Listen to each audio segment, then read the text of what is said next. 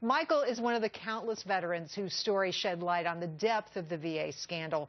Pete Hegseth, CEO of Concerned Veterans for America, joins me now with his reaction. Pete, you're not on set with us here, but let me tell you, an amazing story. What do you make of it?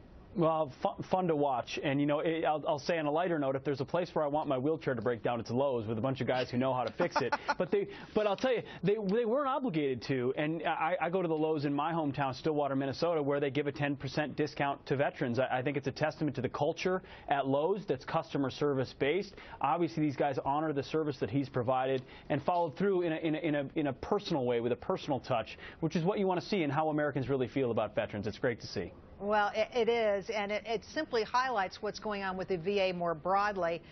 Today, we had a hearing. The VA Acting Secretary Sloan Gibson talked about the importance of making big changes. He was very adamant in his statement, and yet he had very different things to say only a month ago. Listen to his statements from a month ago. This idea that let's fire everybody, let's pull everybody's bonus away, that's a bunch of crap. Sounds like he's saying two different things. Today it was, we've got to make big changes, and only a month ago it was, don't go too far.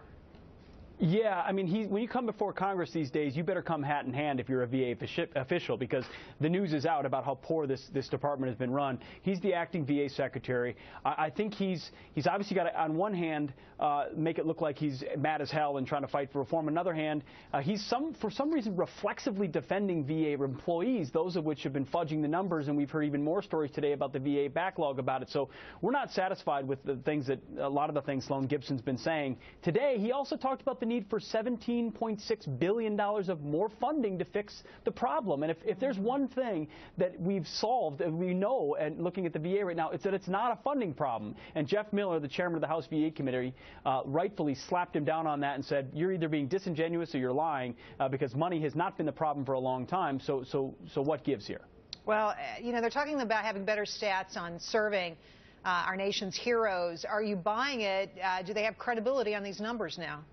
No, I mean, how can we can't have credibility on any of the numbers right now that VA is giving it. I regret to say that. I wish it weren't true. But from the backlog numbers that were recently revealed to be fudged, from the wait times that we know are fudged, from them saying that people have been fired who have not been fired, there's very little we can trust right now in what VA is telling us. And the unfortunate part is that breaks what he talked about. Sloan Gibson talked about the trust that we've lost in the department. That trust has been lost. The only way you restore trust by being honest, ripping the scab off and saying, here are all the problems, and then we need your help to help fix them. Because what we should have is a department that treats veterans like customers, like he was treated in the wheelchair in that Lowe's store, like someone that should be urgently treated for the service that they've given for this nation. And right now they're treated instead like numbers, and they're going to traditional Washington solutions like more funding, and that's just not going to get it done. Pete, real Americans step in where the government fails. Thanks for coming on. Thank you.